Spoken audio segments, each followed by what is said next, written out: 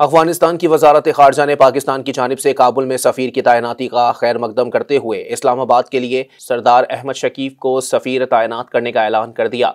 ये पेशरफ्त चीन में पाकिस्तान, अफगानिस्तान और चीनी वज़राए खारजा की अहम मुलाकात के बाद सामने आई है। गुज़िश्ता रोज़ पाकिस्तान ने काबुल में अपने नाज़िमुल उमूर उबैदुल रहमान निज़ामानी को भी सफ़ीर का दर्जा दिया था।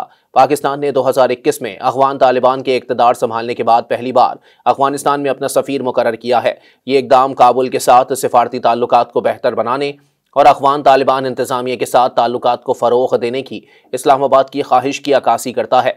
Afghan news outlet Tulu news के मुताबिक कायम मकाम अफ़गान वज़ीर ख़ारजा अमीर खान मुत्तकी पाकिस्तान की सरकारी दावत पर इस्लामाबाद का दौरा करेंगे।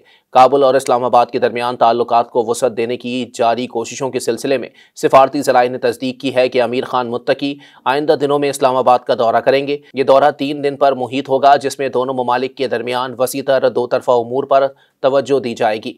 ज़राए के मुताबिक अमीर खान मुत्तकी का ये दौरा आला सतह के सिफारती रवाबित को फ़रोग़ देने की कोशिशों का हिस्सा होगा।